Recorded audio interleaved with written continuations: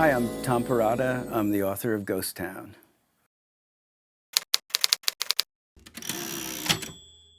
Tom, thanks for being here. You are the best-selling author of 11 works of fiction, including Election, The Leftovers, and Little Children. Your new novel is called Ghost Town. How would you describe it in one sentence? Ghost Town is the story of a man who's haunted by the events that took place during the summer when he was 13 years old in 1974. Okay, so, you grew up in the 70s in New Jersey. Ghost Town is, also set in a similar suburb. How much were you drawing from your own childhood? That's a really great question. All the atmospheric details are familiar to me from my childhood. The town in which the book takes place feels a lot like the town that I grew up in. Jimmy, who's the main character, though, is very different. His circumstances are very different from the ones that I had as a kid. Jimmy's, the main thing in his story is that his mother dies when he's 13, and the story takes place in this sort of fog of grief that follows that, whereas my mother lived a good long life, I'm happy to say. Well, kind of talking about comparing today to, the 70s, what did you particularly enjoy capturing about coming of age in the 70s that feels different than the way kids are growing up in 2026? It couldn't be more different. I think what happens for Jimmy is summer comes around shortly after his mother dies, and his father goes to work and his sister goes to work, and he is just completely on his own.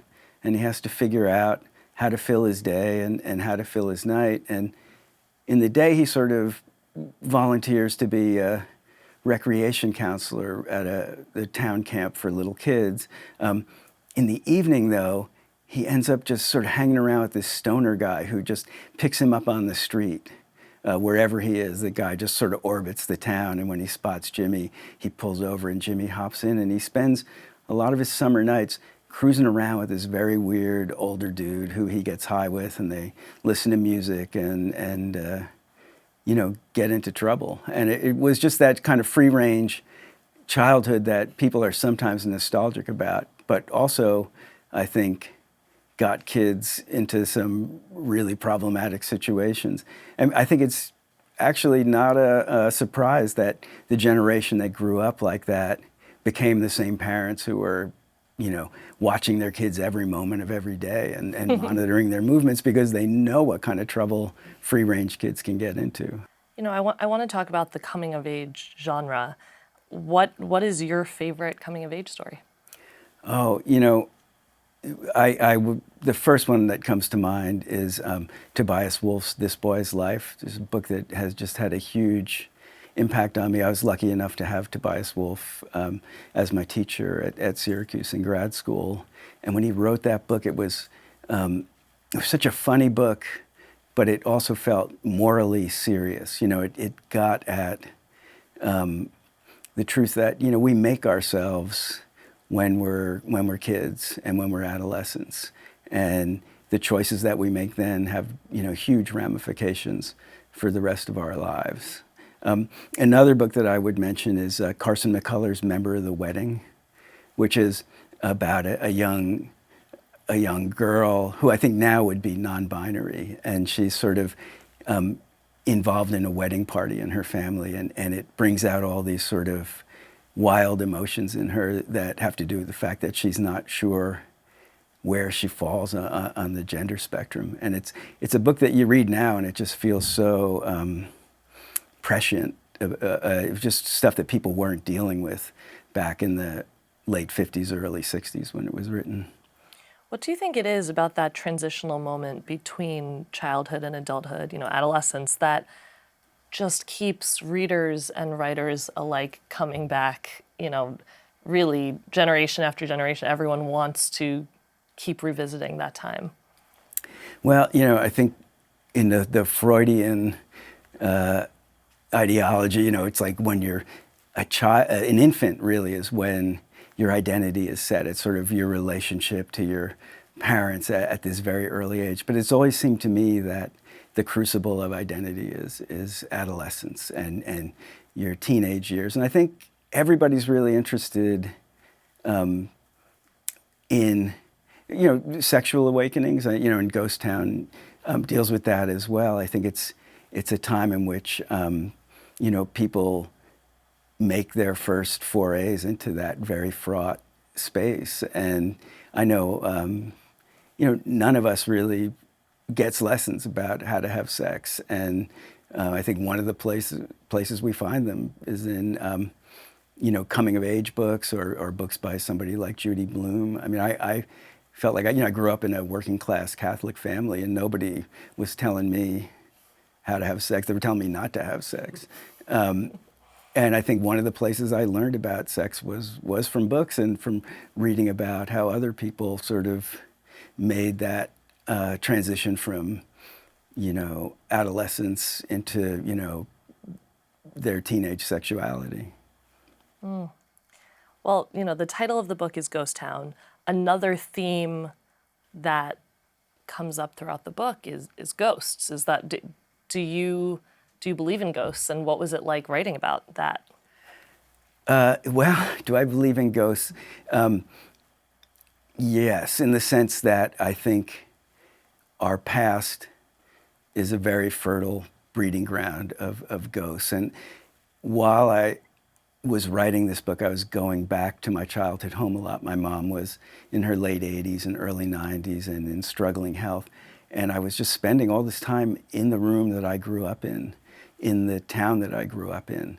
And I was just so conscious of, the spirits of the past, like who my mother had been, who I had been.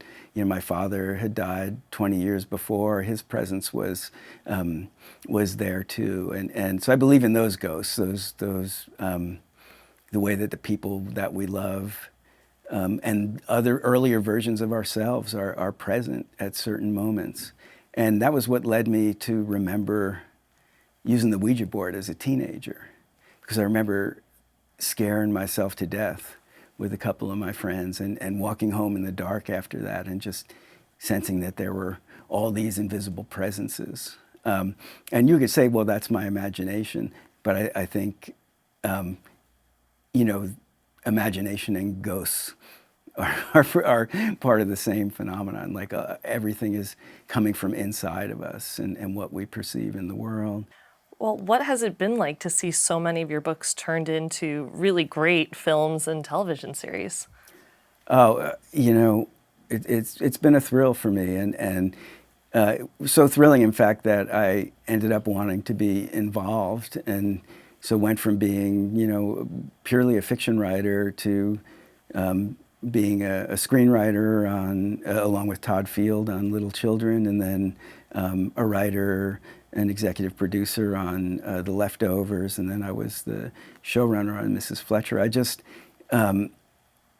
was something about collaboration has been really exciting to me.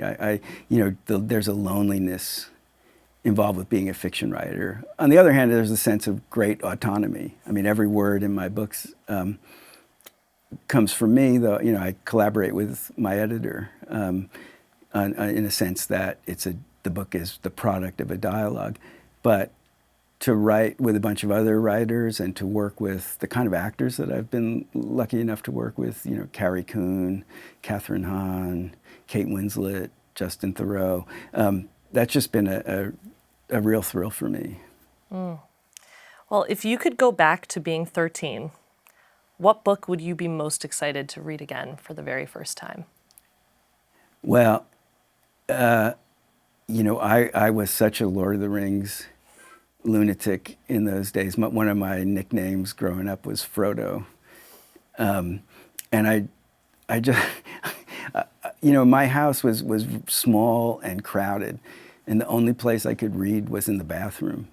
And, I would just get lost in that book while sitting there. My father would come pounding on the door. I think he thought I was up to some very nefarious stuff, but I was just reading The Lord of the Rings. That's awesome. we ask all of our book club authors, you're stuck on an island, you can only bring one book. I might know the answer from your last answer, but what book would you bring? You know, the New Yorker just put out this big anthology of fiction from the past 100 years, the past century.